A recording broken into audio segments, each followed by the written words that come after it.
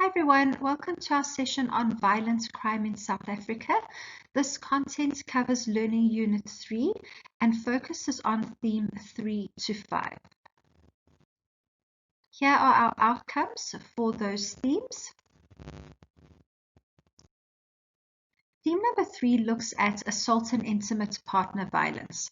South African criminal law defines assault as unlawfully and intentionally applying force to the person of another or inspiring a belief in the other person that force is immediately to be applied to them. The two most common types of assault that are described by our criminal law are common assault and assault with the intent to do grievous bodily harm. So the assault which causes serious physical injury is identified by the description of assault with intent to do grievous bodily harm. Hate crime or biased crimes are described as attacks directed towards victims who are targeted because they differ from the perpetrator in some way.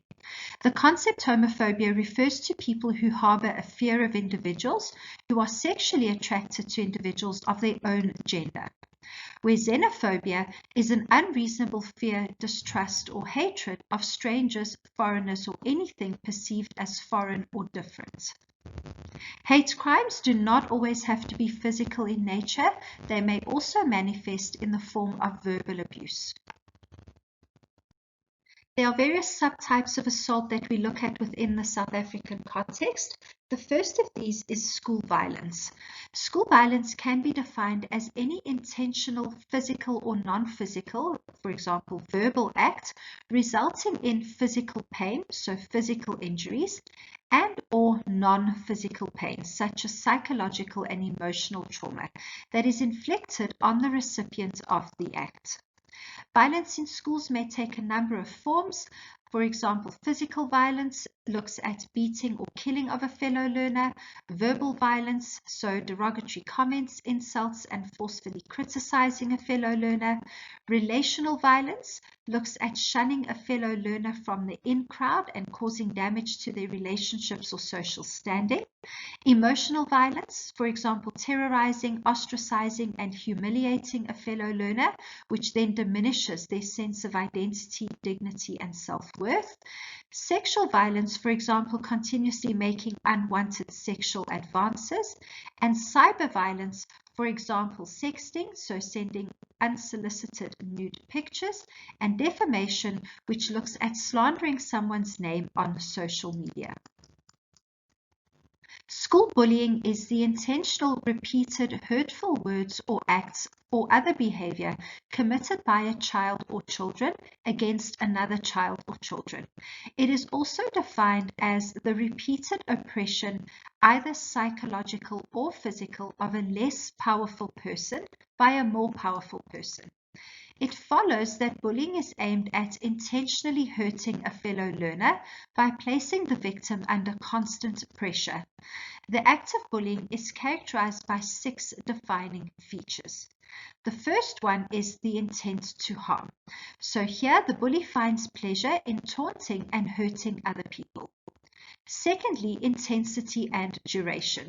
The acts of bullying continue over extended periods of time and are dispensed with great potency. Next is a power imbalance. So a power imbalance exists between the perpetrator of bullying and the victim as a result of, for example, the perpetrator's more advanced age, greater size and strength, as well as gender.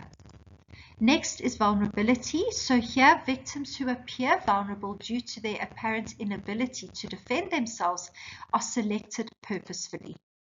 Lack of support. So due to the fact that the victim lacks support, incidents of bullying are often not reported. And long-term consequences, the victims of school bullying often withdraw from school activities and may even drop out of school as a result of the hostile environment created by the offender. Intimate partner violence takes various forms, such as physical violence, sexual violence, psychological or emotional violence, financial or economic violence, and spiritual violence. There are 3 relationship factors that lead to female violence against males. Firstly, violence as an expression of outrage, then violence as a form of humiliating a man who cannot provide financially, and violence as a form of revenge to retaliate against a violent man. Sociocultural factors, traditions, and individuals themselves all play a vital role in your intimate relationship violence. Theme number 4 takes us into the concept of robbery. South African criminal law defines robbery as the theft of property by unlawfully and intentionally using violence to take property from someone or using threats of violence to induce the possessor of the property to submit to the taking thereof. Robbery with aggravating circumstances comprises the use of a firearm or any other dangerous weapon, the infliction of grievous bodily harm, or a threat to inflict grievous bodily harm. The general typology of robbers: you have your professional robber. These robbers have a long-term commitment to robbery as a source of income because it's fast, direct, and profitable. The opportunistic robber is described as the most common type. They do not do much planning before executing a robbery, and they do not have a long-term commitment to this type of crime. Your addict robber is addicted to drugs, and robberies are often executed in order to support their drug habit. And your alcoholic robber, this robber commits the offense when they are drunk and they are solely motivated by the need to obtain money to buy more alcohol. Subtypes of robbery within the South African context.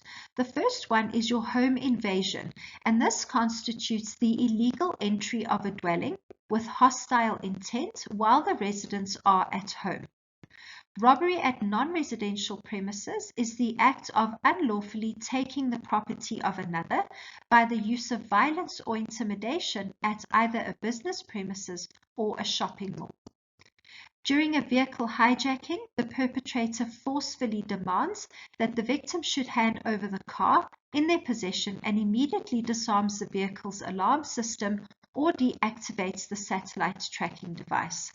The hijacker therefore seizes a vehicle from the owner or driver by force or threat of force in order to reach an alternative destination, either to give it to a syndicate or client, or for export purposes to a neighboring or overseas country.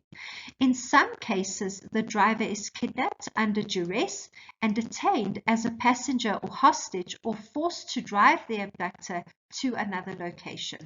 The key point in hijacking is the fact that a vehicle is forcefully taken from a person without their consent. The South African Banking Risk Information Centre defines ATM attacks as the unlawful and intentional causing of damage to an ATM or any part thereof with the intent to obtain cash through any means whatsoever, with specific inclusion of the use of explosives. However, ATMs have also been attacked using other tools such as angle grinders. In an ATM attack, a group of robbers would identify a suitable ATM and would not hesitate to blow it up or damage it to gain access to the cash in the ATM vault. Cash in transit, or CIT heists or robberies, are defined by SABRIC as the unlawful, intentional, and violent taking away of cash while under the control of a security company. This type of robbery may take place outside a bank or another business premises, or on the way to a security depot or business. Two broad forms of CIT attacks are identified. The first takes place on the road where an armored vehicle carrying cash is stopped, either by driving into the security vehicle with another vehicle, this is known as ramming, or by obstructing the armored vehicle or boxing it in order to appropriate the cash inside the vehicle. This form of CIT attack is also referred to as a vehicle on road incident.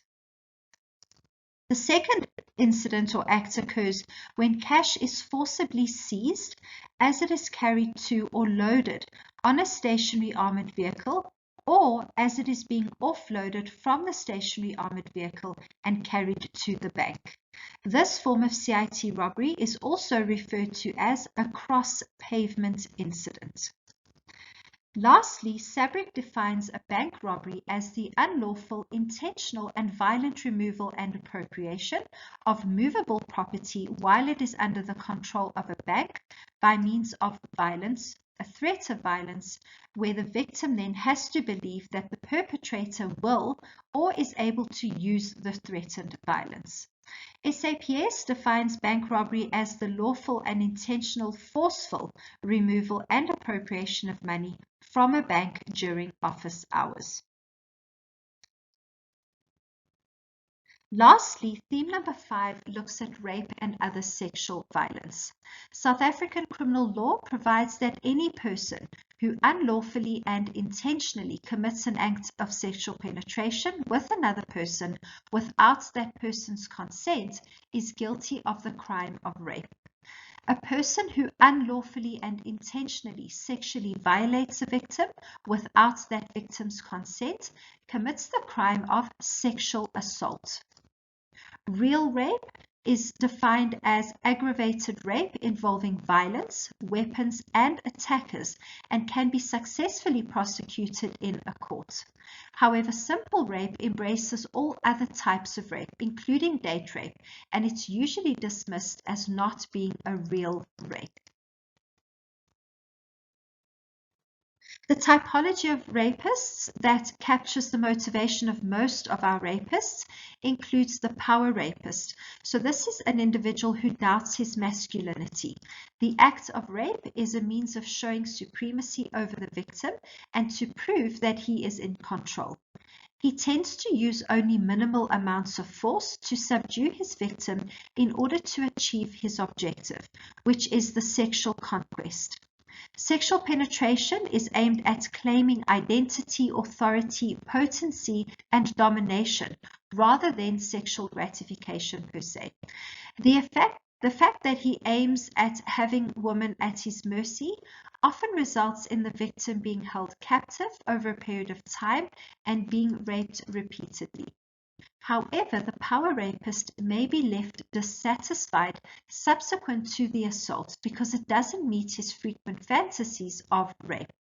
And approximately 55% of all adult male rapists can be classified as your power rapists. The anger rapist harbors intense feelings of hostility towards women in general. So the attacks that he launches on his victims are physically extremely brutal, during which long-term repressed feelings of resentment and animosity are then vented. He also uses abusive and profane language to express his contempt and scorn, and his attacks occur suddenly and without warning. Often they are subsequent to an incident that he experienced as upsetting, aggravating, irritating, or even challenging. In addition, his fury is often symbolically directed at a significant woman in his recent past who he had conflict with or who had humiliated him. The level of violence used here far exceeds the measure required to merely restrain the victim, and his objective is to hurt the victim as much as possible, and therefore the sexual attack often occurs as an afterthought. He is not sexually stimulated by the violence and may even experience impotence during the attack. As a result, he will attempt to degrade and humiliate the victim by forcing her into acts such as fellatio and sodomy. In fact, the anger rapist believes that sex is dirty, offensive, and even disgusting. Therefore, the sexual acts are used to defile and dishonor the victim. And this volatile type of rapist constitutes approximately 40% of all rapists. Lastly, the sadistic rapist eroticizes anger and power or control over the victim. Therefore, your sexual and aggressive components are combined in the rape. His sexual satisfaction is derived from the maltreatment, torment, distress, helplessness, and suffering of the victim. He is sexually aroused and excited by torturing the victim through bondage, burning, and cutting, and as a result, considerable injuries are inflicted on various parts of the victim's body. His wrath is often directed at women who he considers to be promiscuous, or women who symbolize something or someone that he wants to destroy or punish. His intention is to harm the victim severely, and resultantly, victims sometimes die at their hands. Approximately 5% of rapists can be grouped into this category.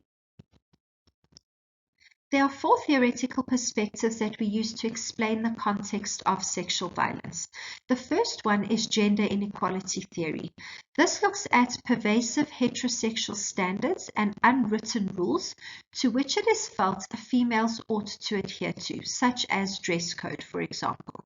Pornography theory explores how females are perceived as sex objects and portrayed in degrading and humiliating sexual positions as well as acts. Social disorganization theory, this describes the demise of the family in a social context where racism and sexism are common. And your legitimizing of violence theory shows how in a society that already glorifies violence, rape is just seen as another form of violence. Lastly, we look at sexual violence between people known to each other. Compelled rape refers to any person who unlawfully and intentionally compels a third person to commit an act of sexual penetration against the complainant without consent. They are then considered to be guilty of the offense of compelled rape. Statutory rape means sexual intercourse with a person under a specified age, so below the age of 16 years, with their consent, without the use of physical violence and regardless of the child's disclosure of their true age. Acquaintance rape is rape by someone known to the victim, where date rape is sexual violence between people who are in some form of courting relationship. Marital rape involves sexually abusive acts such as simple rape and violent rape within a marital relationship, and streamlining refers to shared sexual coercion involving a group of male friends and one or more females. The attacks are carried out as a form of humiliation. And lastly, gang rape is the rape of a person, male or female, by the members of a gang. Content from these slides was taken from Prescribed Material 1, a Southern African perspective on fundamental criminology.